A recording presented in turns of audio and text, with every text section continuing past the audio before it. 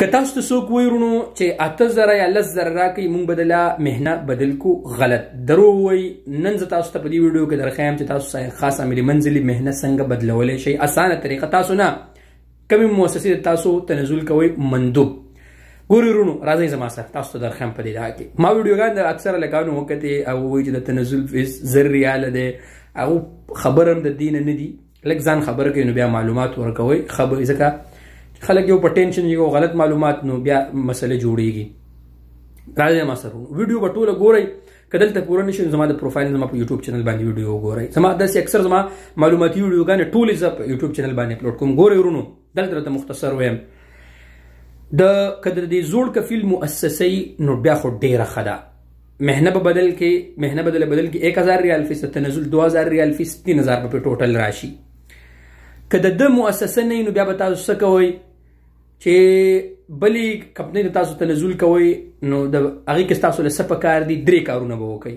نمبر 1 د نوي کمپنۍ د مشر چې کم دی، سپانسر چې کم دی، کفیل چې کم دی، د هغه به یو خطاب ولیکي او هغه خطاب باندې به د غرفه تجاریه سټمپ به پې ووهي. ټیک شو ورونو، دا ضروري دی او د هرې کمپنۍ غرفه تجاریه یي. هغه سیټ نه دغه یو خطاب شو. یو خطاب به د پرانه کفیل نه ولیکي. اوس به تاسو وایئ چې یاره عمر وایي نو د زوړ کفیل خو مؤسسه نشته نو هغه غرفه تجاریه د کوم ځای نه راوړي. ګوزه صحیح درونو د هغې غرفه تجاریه نشته. د هغې حل دا دی چې هغه به کوم خطاب چې هغه ولیکي هغه خطاب به د کلي قریبي چې کوم مشر عمده چې ورته دلته وایي هغه تاسو یې سعودیانو نه تپوس وکړئ، هغه ته بیا پته هغه د هغه ځای نه تصدیق کړي، هغې ته بیا غرفه تجاریه ته ضرورت بیا نشته. هغه مسله حل شوه.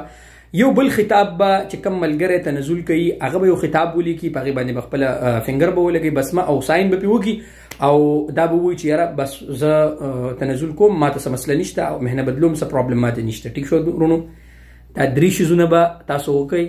دا به د مؤسسه چې کوم مؤسسې تاسو تنزل کوئ دا به د هغې مندوب ته حواله کوي. هغه جاڼی او د هغه کار جاڼی. تاسو چېرته ما او تا چېرته دغه ته پرېږدي مکتب عمل یا جوازت ته ما چېرته تا پرې دا خو زما ستا کار نه، دا خو نه یو مندوبي ده که یو هلک ویډیو مې کته وایي ته به لاړ شي، ما ورته نه پرېږدي. ټیک شو، دا خو د مؤسسې یو مندوب به وي، هغه به لاړ شي، هغه په پوره دې ترتیب باندې پوهېږي. دقه طریقه کار دی ورونو. دا 3 شیزونه پکې لګي خلاص نور هېڅ نشته. څوک هم دوکه نه کي او کوم ملګري په کپنو کې دغه کوي نو خپل مهنه ضرور چینج کوي. تاسو سره چانس دی. الله دې زموږ مل شي.